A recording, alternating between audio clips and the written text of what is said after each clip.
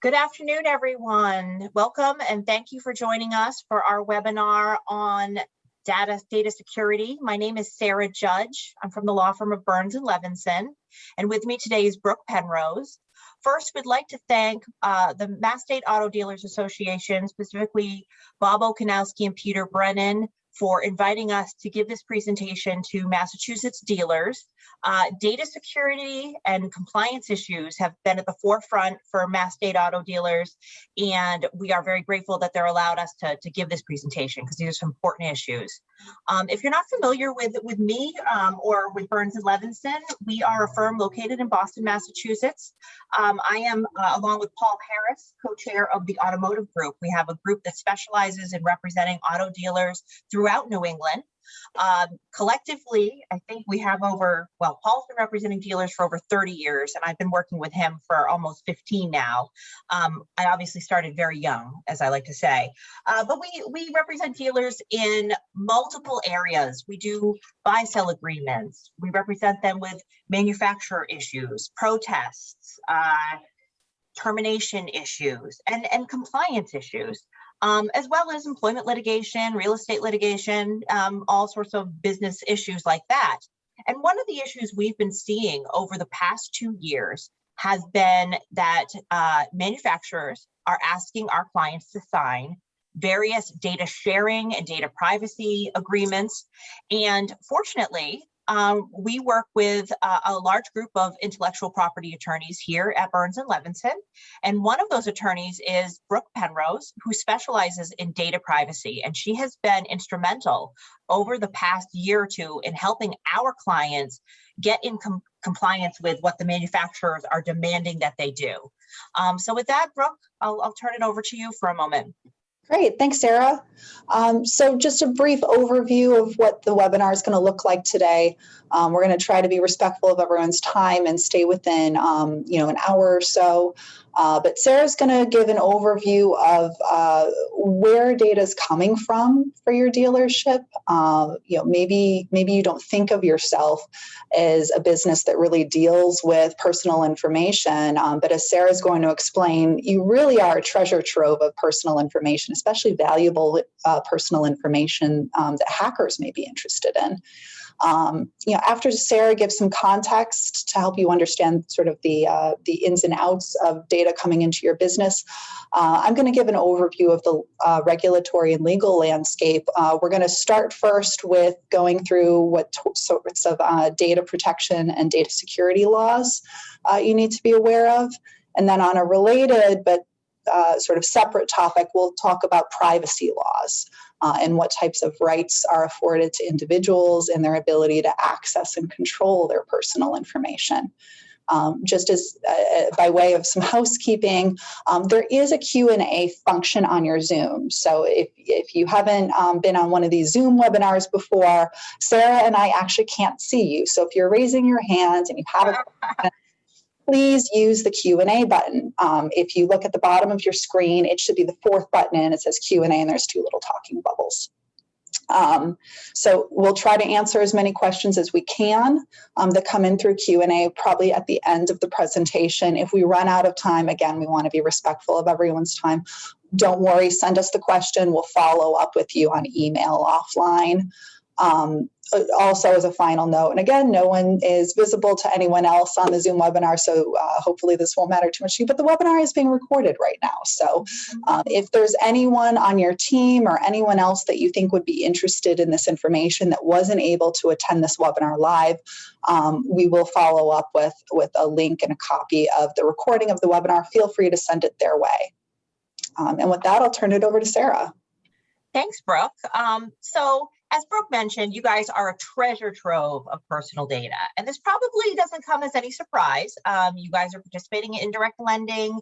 You have relationships with various manufacturers, banks.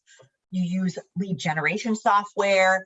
You're servicing vehicles, and so you're collecting data all the time. And this is important because your relationship with your customers and their personal data as part of that relationship is really part of your dealership's goodwill. And when we were preparing for this webinar, we saw a study, I think it was by dealer total compliance or something like that. It was from 2015, and it said that 84% of customers who responded to the survey said they would not work or not buy a vehicle again from a dealership if they had data compromised issues or if their data was stolen. So you will lose customers, and we've seen on a local level various hacks that have happened. We've seen they always make the nightly news. I remember TJ Maxx a few years ago. You don't want to be the subject of a data theft situation. It's just not good for your customers' goodwill.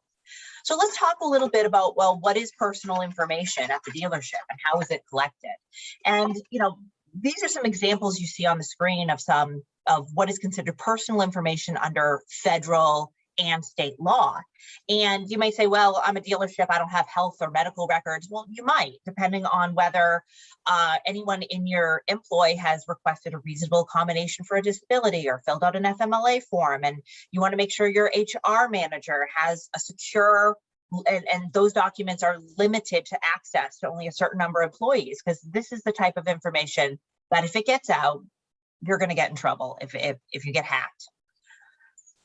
So you guys have multiple points where personal information is being processed and collected. There's marketing, there's financing, there's your service department, and this will just give you an example of some of the areas where personal information is being collected from your customers or being processed, in addition to your HR department, which is your employees.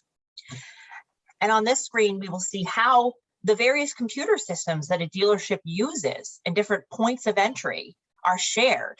And it's important, there's a lot of points here where there could be a breach. And so using trusted vendors, having and investing in appropriate technology, it's ever so important in this day and age. And it can cost you a lot of money when things go wrong.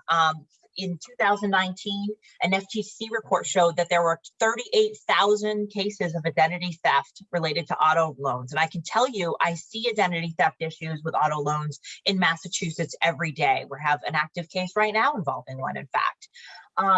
And another example is that in 2019, there was a Dodge Chrysler Jeep dealership down in Florida who was a victim of ransomware.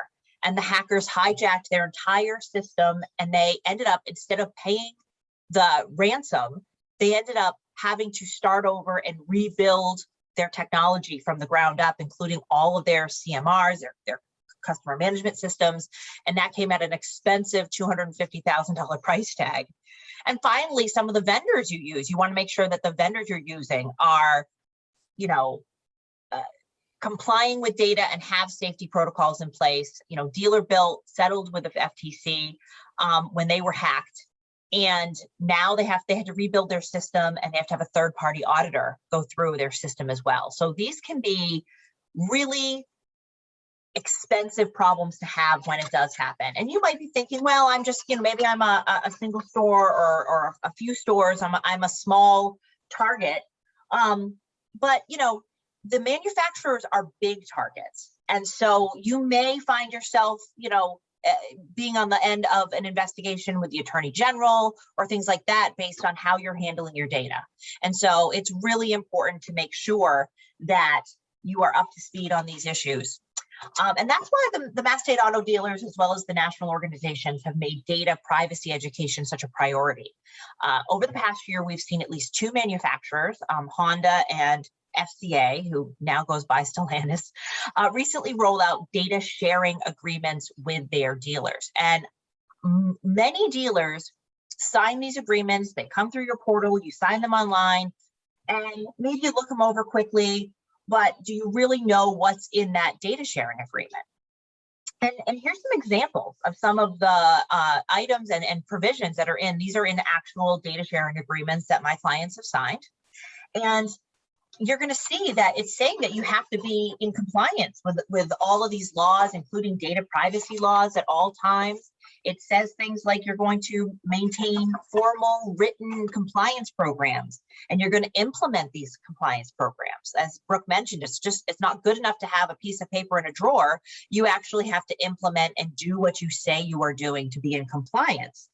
You need disaster and backup recovery systems in place. And you need to be in compliance with the federal laws, including the Graham-Leach-Bliley Act, which Brooke is going to talk about shortly. And the most concerning thing as a lawyer's standpoint that is in these agreements almost always is that the dealer will indemnify the manufacturer if something goes wrong. So that means that you're responsible for their problem, and they're pushing liability and responsibility down to the dealership level. And they have the ability to sort of leverage the dealership body to do this. So we're seeing peer pressure from the manufacturers. When Honda rolled out their data sharing and digital customer experience program last year, I had at least 2 or 3 dealers tell me, I really need you to look at this quickly because I'm being told I'm the last dealer to sign. I haven't signed, I'm the last person to sign this agreement. And I'm like, well, you're not the last person, because I have another client who hasn't signed, and thank you for bringing it to me because we should really talk about this. And I have Brooke talk with them. And what they're doing now is they are really using a lot of leverage for the dealership body. We're seeing, for example, with Honda, they told dealers who enrolled in their data sharing program that they would get a special, Honda digital certified badge on Honda's website. Honda went as far at one point as to remove the hyperlinks to your website, to the dealer's website, if they didn't participate. In other words, you'd be listed as a dealer, but you wouldn't actually have a link for someone who went on to Honda's website to click and go through to your dealership.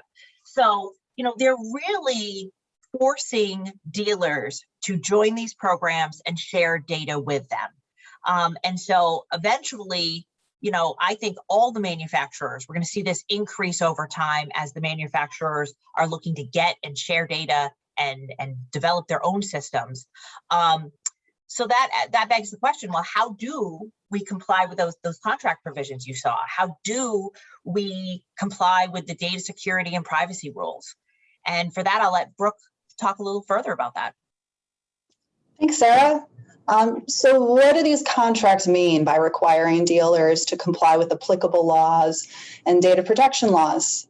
In short, there's a patchwork of state, federal, and international laws that relate to data security obligations and our privacy rights related to personal information. We're going to cover data security obligations first. Data security just means the legal obligation to implement some sort of technical, organizational, and or administrative safeguards against unauthorized access to personal data. Massachusetts state's data security law only relates to a specific set of personal information, not everything. So first, as a Massachusetts law, it only protects the personal information of Massachusetts residents. If you're a dealer that operates in California on a purely local basis, you only have California employees, you don't really need to worry about Massachusetts data security law. The second qualifier, though, is that the Massachusetts only defines personal information in a very specific way. It means a name combined with either a social security number, a driver's license number or other state ID number, or financial account information. That's it. If you handle data that meets both of those qualifications, you need to comply with Massachusetts data security law, regardless of where your dealership is physically located, whether it collects this information in paper form or electronically, and whether the personal information belongs to your customers or your employees. So if your dealership handles personal information within the definition of Massachusetts data security law, you have to implement a security program to safeguard this data. The law applies a risk-based approach, meaning there's no one-size-fits-all to what exactly those safeguards need to be. Instead, the safeguards need to reflect the size of your dealership, the sensitivity of the personal information you're handling, as well as what's reasonable and technically feasible in terms of safeguards. At minimum, though, most reasonable security programs need to include encrypting any portable devices that store personal information, restricting access to personal information on an as-needed, need-to-know basis, training your employees on their data security obligations, and conducting some sort of due diligence on your service providers, your vendors, and require them to adopt reasonable safeguards as well.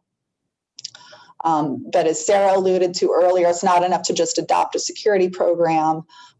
Massachusetts actually requires organizations that handle personal information to actually write it down into a written information security program that describes the safeguards you adopt, designates an employee to oversee the implementation, includes disciplinary actions for anyone who violates the policy, and is reviewed annually.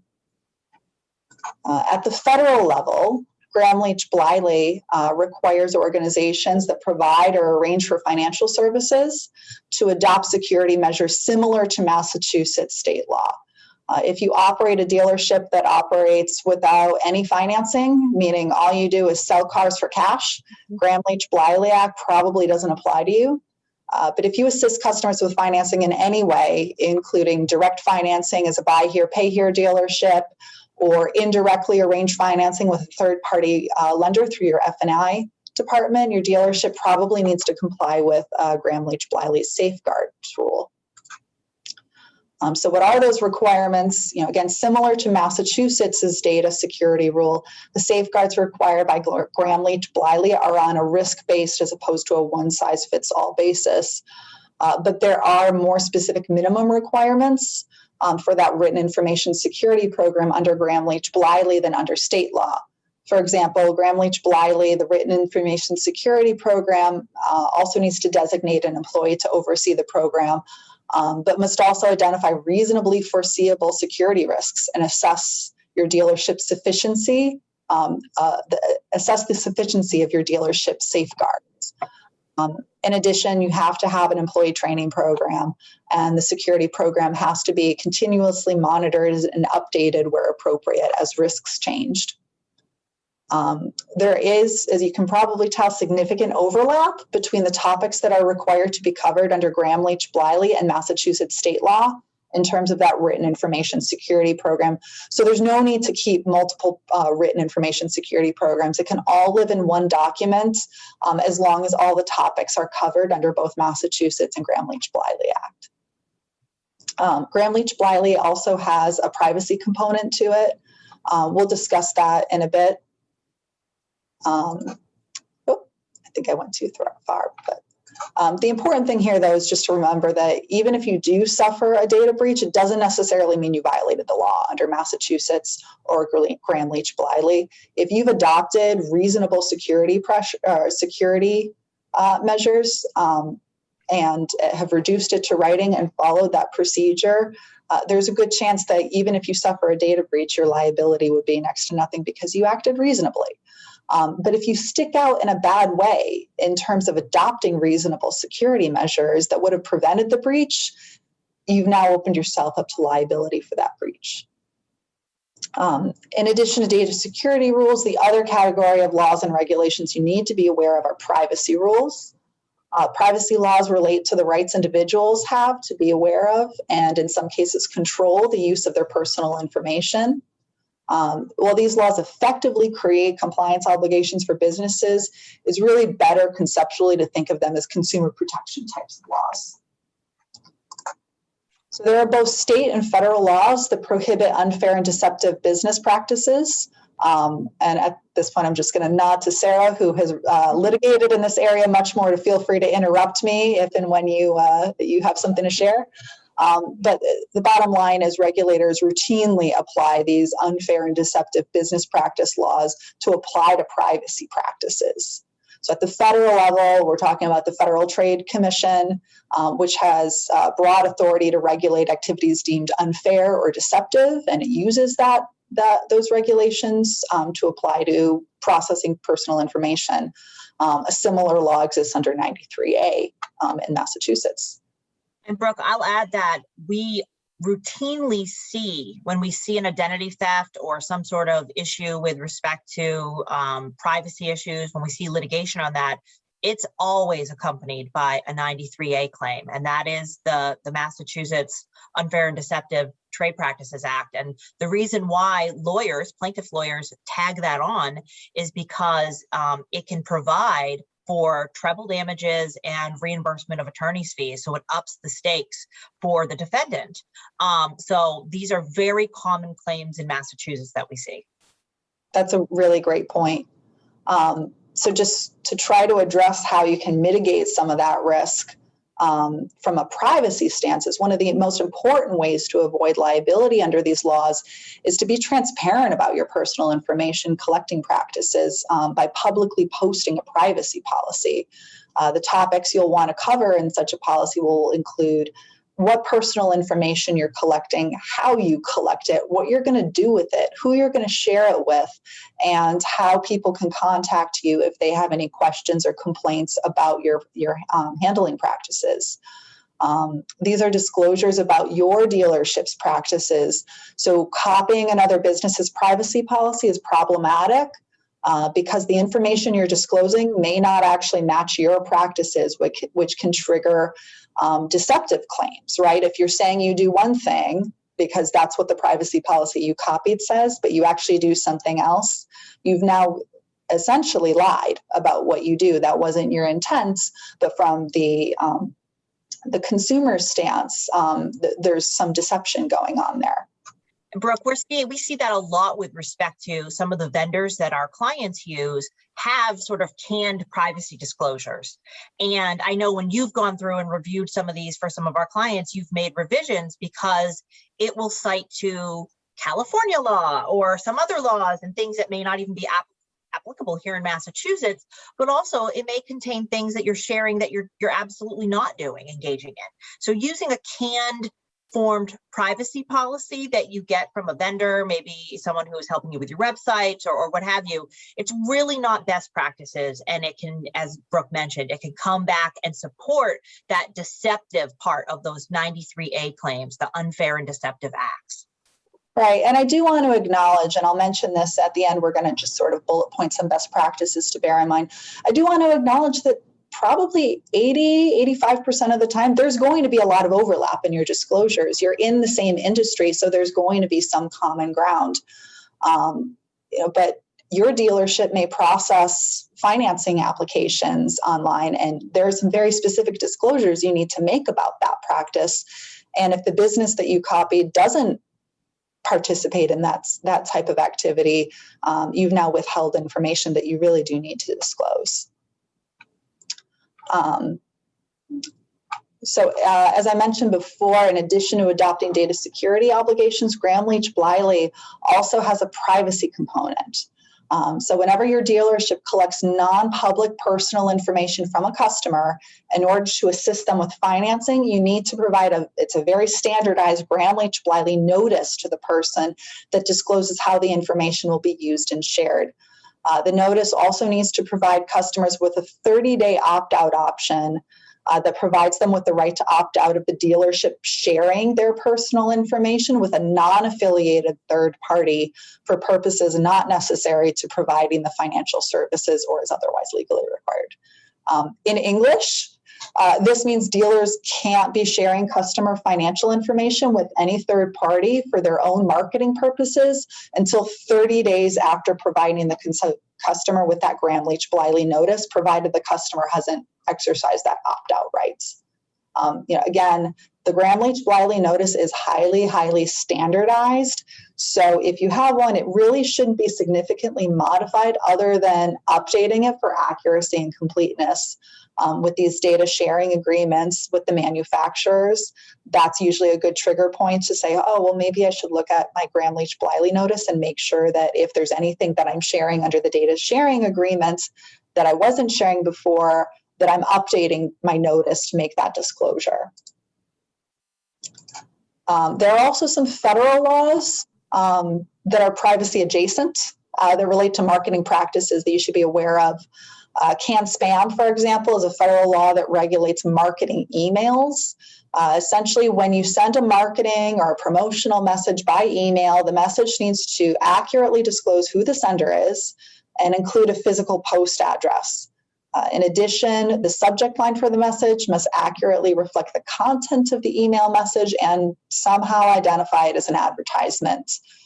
With that said, canned spam gives significant deference to the sender to decide how to identify the message as an ad, and you don't necessarily need to mark it in all cap letters, advertisements. But you also need to avoid subject lines that could be viewed as deceptive clickbait, like "you won a prize," when that has nothing to do with what the content is. Finally, the recipients have to be provided with a way to opt out of future marketing messages, and you need to honor those requests. That's usually the requirement people are most familiar with, fortunately. There are also some federal and state laws about phone calls to be aware of. At the federal level, TCPA bans the use of robocalling and robotexting devices without the recipient's consent. There are also restrictions on telemarketing, including restricting the time that those marketing calls can be placed and requiring any business that engages in telemarketing to regularly check the federal do not call list and refrain from contacting those people.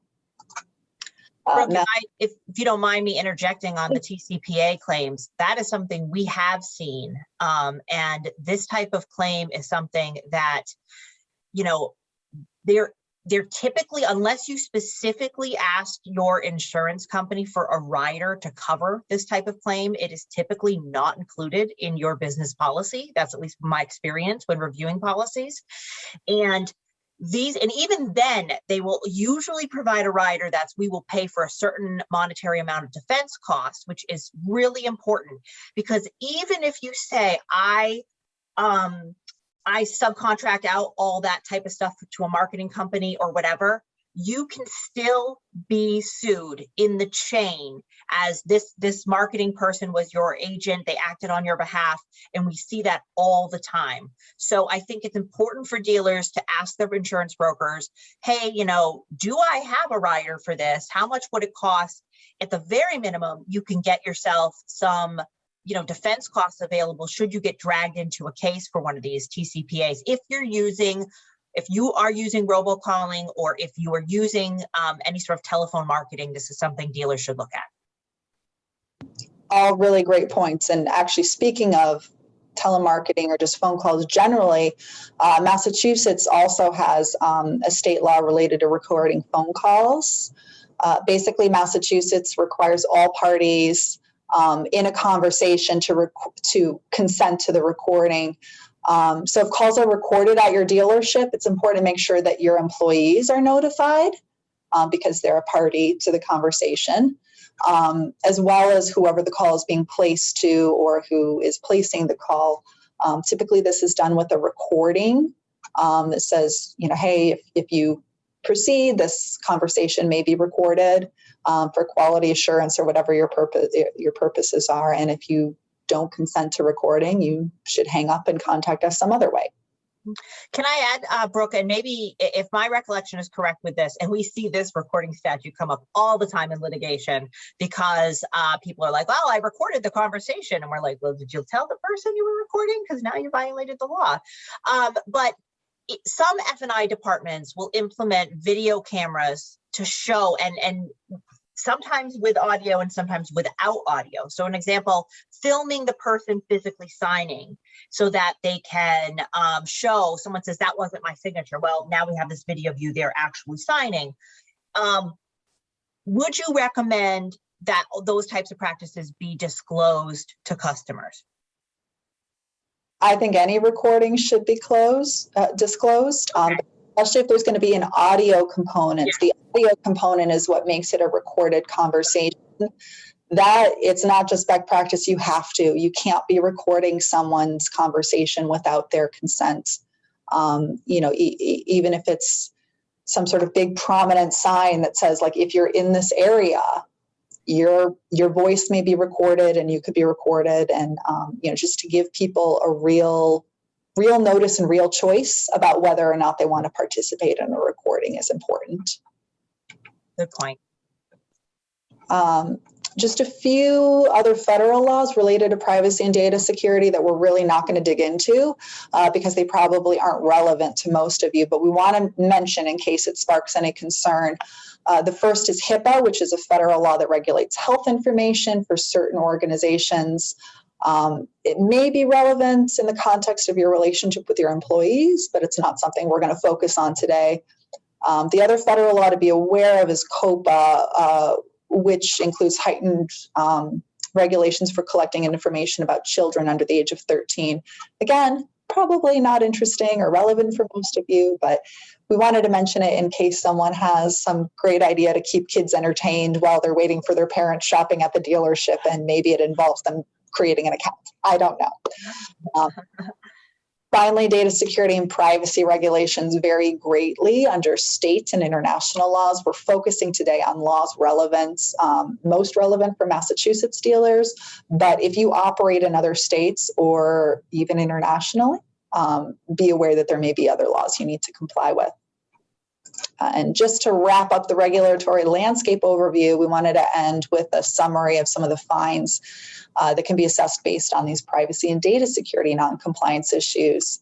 As you can see, the fines are more than a slap on the wrist and often greatly outweigh the cost of just setting up a compliant program. And some of the cases, as you'll notice, some of the fines are also typically brought as class action claims, so that $1,500 per violation, you put a group of 100 people together and that starts adding up pretty quickly. And this actually becomes, unfortunately, dealers in Massachusetts over the past 2 years have become very familiar with the dangers of class actions, unfortunately. And, this actually sort of brings it, this is somewhat unrelated, but, dealers should be thinking about, should I be updating my forms with customers to waive class action claims? And that is something is worth talking to an attorney about, because class action violations on a consumer basis, particularly with TCPA, when these vendors you're using who are doing robocalls, they are in like the hundreds of thousands of calls. Like it gets up into the millions of dollars of liability very quickly, which is why there are plaintiffs firms who specialize solely in bringing these types of consumer claims on a class action basis. They bet the company expensive very quickly. So that is why I stress, looking into insurance options for some of this type of liability, as well as, if you have a consumer relationship, do you include a class action waiver in the actual purchase and sale agreement? Now, it might not help you with someone who doesn't sign that agreement, who comes in, maybe gives their driver's license to do a test drive, but never actually buys. You're holding that person's personal information, their driver's license and picture, name and address, but it may help eliminate some liability or standing for a consumer to come back later and try to represent a class against the dealership. And that's something that we talk to our clients about routinely. Great. Yeah, all great points. And just building off of Sarah's recommendation on looking at insurance, which is a theme. And I'll just give a quick plug for cybersecurity insurance while we're at it, because that is coverage that you can look into, especially if you think that there's enough of a gap, between your potential liability and your current program. I mean, again, there's going to be that reasonableness floor. No insurance is going to step in and cover cybersecurity incident when you just made no investment or no attempt to even try to safeguard your personal information. But that's a good way to sort of fill in the gap between what a reasonable system may look like in terms of safeguard and what your real potential risk is for a cyber attack. So what are some other best practices dealers who want to get on a data security and privacy compliant path look like? First, your dealership is most likely required to have that publicly posted privacy policy disclosing how it handles personal information it collects.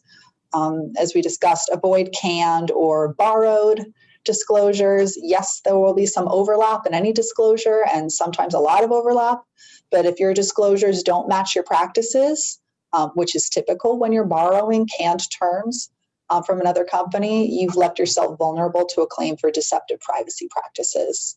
In other words, borrowing privacy policy may not be any better than having no privacy policy if what you're disclosing is inaccurate. In addition, if you arrange for any sort of financing services, your dealership probably needs to provide a different and separate privacy notice specific to your financing services that complies with Graham-Leach-Bliley. Again, this is a standard and very prescriptive form that shouldn't be overly customized other than for accuracy. In addition to the public-facing policy, you do need that internal data security handling policy, such as a written information security program, which we call a WISP, Written Information Security Program. It's a WISP. Be mindful of laws relating to marketing text messages, phone calls, and emails, as well as your phone recordings. And finally, don't just paper some policy. And as Sara said earlier, set it in a drawer to be ignored. Implement these policies in your operations. Train your team. If, for example, the policy says all financial accounts information is going to be stored in a locked drawer and access is going to be restricted to employees in the finance department that have a need to know the information, which would be a great policy and something we recommend you adopt, then the paperwork actually needs to be locked up. And there shouldn't be any reasonable way for, say, your receptionist to access the financial application, again, if that written information security program is being followed. With that, I think we've reached the ends and have time for questions, if anyone has any. Yeah, and I just want to add one last point, Brooke, with respect to some of the text messaging that we're seeing. So we're seeing employees, sales employees in particular, communicating with customers with their own cell phones. We see them communicating with their own emails sometimes instead of having a dealership email address. And what would you say? I mean, I would think that that would not be one of the best practices in terms of allowing employees, sales employees, communicate with customers via like their own Gmail account or something like that. Do you agree? Yeah, I mean, when we call that sort of bring your own device policies, and anytime the company isn't able to control the hardware, you have a potential issue for all sorts of reasons. Not only do you not have insight into how those devices are being secured, but if that employee were to leave, you have no way of clawing that information back. And that's a really important component of a written information security program, is that terminated employees, their access to the dealer's personal information should also be terminated. And when you allow your employees to store personal information on their own devices, you really have no practical way to control for that other than an honor system, which isn't obviously great practice to adopt. As an employment lawyer, I can tell you the honor system doesn't always work, and it doesn't always. We ends up with a lot of unpleasant surprises. So that's an excellent point, Brooke, and thank you. So at this point in time, I think we'll open it up to some questions and answers. Yep, it looks like we just had one come in. You spoke about taping the signing of a loan document at the dealership. How is it best to obtain consent from the customer? It would be great if we could get a record of every consent that's given, you know, a dated, signed, notarized. I'm kidding. No, don't notarize your consents. So that if someone were to ever challenge and say, hey, I didn't actually consent to that recording, you have easy proof to go to. That's not always practical, though. You know, so I think at minimum, you want to put yourself in a position to show that the person was notified that they may be recorded, and that despite that notification, they went ahead anyway. You know, sort of they had a choice, and they made some affirmative action to opt into that choice. So, you know, again, like a prominent sign in any area where there's going to be recording, with a real option for that person to say, I don't want to be recorded. Okay, fine, we'll do this some other area. One of the things actually that comes to mind as I'm sitting here that Brooke and I actually didn't talk about previously when we were preparing for this is that Massachusetts law has some really interesting laws with respect to dealers. You guys are obviously very highly regulated. There is an entire section of the CMR, which are the state's regulations promulgated by the Attorney General's office, on the information you guys have to disclose to customers in the service department when they come in. There are certain disclosures that need to be made specifically for quotes being made for service, certain disclosures, obviously, for advertising with respect to how you promote your vehicles. And there's even a sort of what I call a little known law that says that, or maybe it's in the regulations, that a customer actually has to consent to have the dealership's name and insignia on the vehicle, placed on the vehicle. And there are some dealerships use forms that say, I consent to have, Acme Motors logo on my car. And every car you see on the road has the dealership's name on it, as it should. You want to promote, but you actually need the consumer's consent for that. And so there are a lot of little things like, we recommend that dealers take a fresh look at the forms they're using, have somebody do a form, an attorney do a form checkup to say, hey, how is this working? Our firm does work with some of the larger form providers to provide them state-specific guidance, but the laws are always changing. And so you want to make sure that you're using forms and you're setting things up in a way that are compliant with the laws. And you guys are a heavily regulated industry. I think we have another question here. Does a dealer's telemarketing department have to be concerned with privacy laws? Yeah, telemarketing was a hot topic in the early 2000s, and the federal government enacted TCPA in order to try to combat that. So I don't think there are many areas of your dealership that should not be part of your data security and privacy training program. Even your sales team is probably going to be taking people's driver's license for test runs. Yep. That is protected information under Massachusetts state law. So that information needs to be secured, and they need to know what that means. What's the dealership's policy on retaining and safeguarding that information? But yes, for telemarketing, if you're using robocalls, stop. That I can't imagine that's relevant for many people at this point, but in case you've been doing it for 20 years and you didn't catch on that was banned 15 or so years ago, stop. But if you are engaging in any sort of telemarketing that is literally someone picking up the phone and dialing a number, which is perfectly fine, you need to be checking that do not call registry to make sure that someone hasn't someone that you don't have a business relationship with. Once you have a business relationship with them, a customer relationship, the rules change a little bit because they reached out to you. But if you're just doing unsolicited telemarketing calls, just be aware you're in a highly regulated area, and you should be getting some pretty specific guidance to share with your telemarketing department about when you can be calling, when you can't be calling, what you need to do before you decide to call someone. Any disclosures, any rights that those people have to opt out of being called again in the future. So that, again, that's probably an area where you're going to want a lawyer involved.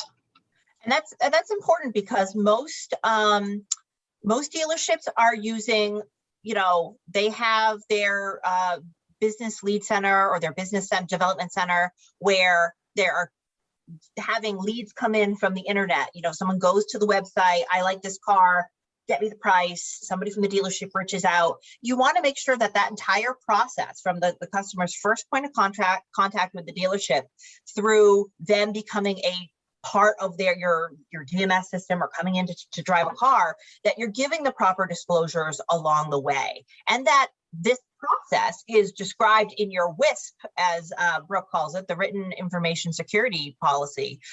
These are all really important things. I think we have another question. Yeah, just a follow up, which I think we kind of touched on, but maybe there's more interest in it. If all you're doing is responding to a customer inquiry, is that really a telemarketing call, or are there privacy concerns there? Fortunately or unfortunately, being in Massachusetts, personal information is pretty narrowly defined. So depending on what information someone's sharing with you during a sales call, where they reached out to you and said, hey, I'm curious about this, this vehicle, if all you get is that person's name and a phone number or an email address, it's really not highly regulated information because that's all public information. You can Google most people's name and find their phone number. So it's not like, even if a hacker were to get in and get that information from your dealership, there's all this harm that could come down. It's already public information. But if someone shares something with your sales team that maybe would be personal information, oh, I just had a credit check, and I could you give me a ballpark on what my financing would look like, without doing a hard pull? Well, now they've shared financial information with you, and there need to be those Gramm-Leach-Bliley disclosures. So hopefully that was helpful. We have another question, which is there a template or a guide for these disclosures? Yes, in that our firm and Brooke in particular does this all the time and has the knowledge and sort of the base of what needs to be in one of these disclosures.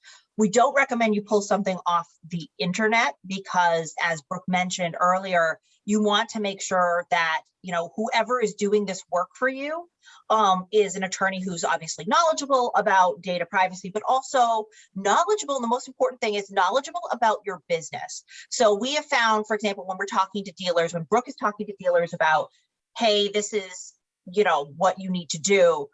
I mean, honestly, I'll often jump on and talk as well because I know Sarah's my translator. I translate between dealership and data security because it's really important. But we have found that we are able to, with FCA, Honda, some of these other programs, we've seen the types of requirements. We're familiar with those types of requirements. But you just want to make sure whoever you're working with, it's just should be a lawyer who knows data security and privacy, can roll out a written policy reasonably. This isn't a huge investment, I don't think, but it is a huge investment in peace of mind. So I do think it's an important thing for dealers to talk about and look into. I will say, just to provide some more concrete guidance, there are 4 topics really that need to be covered, need to be covered. And then there's a lot of bells and whistles that you usually just you should disclose.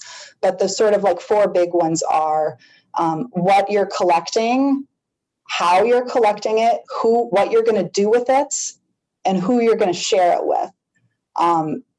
The reason it's difficult to do sort of a template for that is because there are standard ways to describe a lot of business activities, but the business activities themselves change, especially depending on your deal with the manufacturer and what data they want from you and how they want to use it.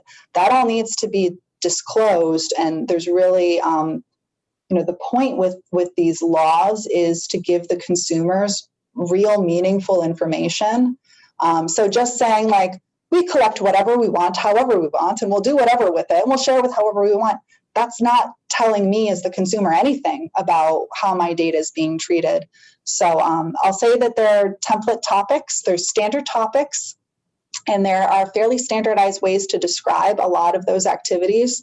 But ultimately, your privacy policy is a collaboration between the business disclosing what they actually do, and whether it's an attorney or someone else helping you or someone that's just really bright in this space and has drafted this stuff before, being able to ask the right questions, because oftentimes what you, as the dealer owner, or, maybe your head of marketing or whatever, what they think of is in terms of your data handling practices may not be the whole universe.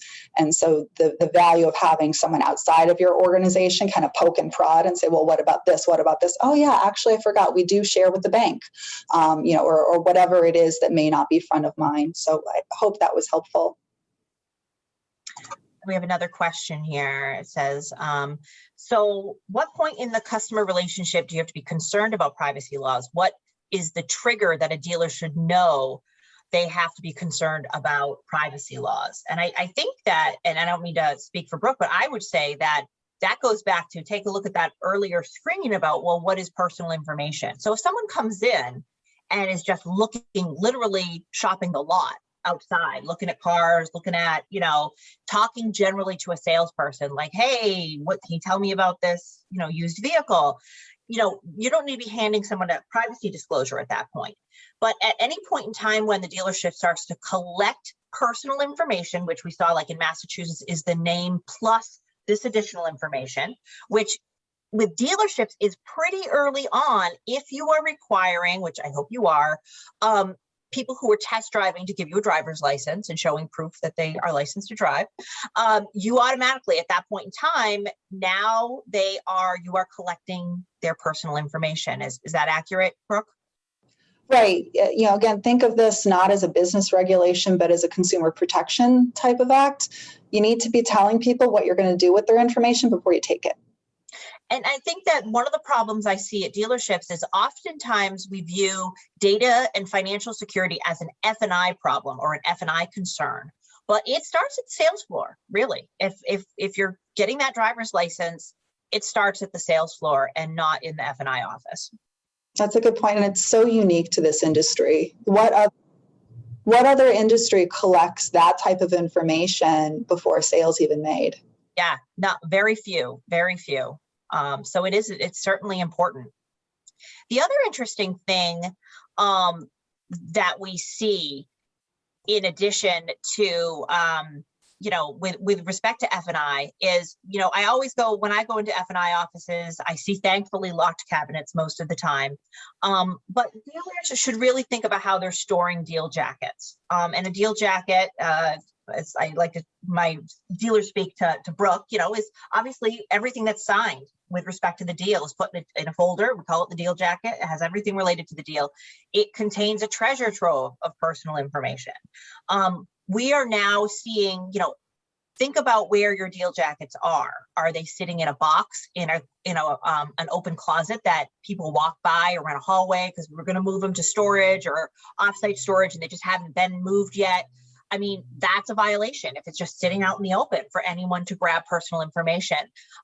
There are options out there for dealers. A lot of dealers are now scanning and using secured vendors to scan and keep that type of data safe. But it's something you need to be thinking about in terms of, you know, gone are the days when you just had, you know, a box, a room, a closet full of documents that can just sit there. You need to be thinking about paper in the building as well. Okay, do we have any other questions? I see we're getting close towards the end. And if anyone has, if anything percolates after the webinar, you know, do feel free to reach out to Sara and I. As I mentioned, this webinar is being recorded, so we'll be sure to follow up with a link to the recording if anyone had to leave early or wants to share with colleagues. So feel free to reach out if anything comes up after that. Absolutely. And thank you everyone for your time and joining us. And thank you to the Mascade Auto Dealers, Bob Okanowski, Peter Brennan. We really appreciate you boosting the signal on this. We think it's an important issue and we're really grateful that you guys are staying on top of these issues. So thank you for all of your hard work on behalf of Massachusetts Auto Dealers. We truly appreciate it. Thanks everyone. Bye. Thank you. Take care.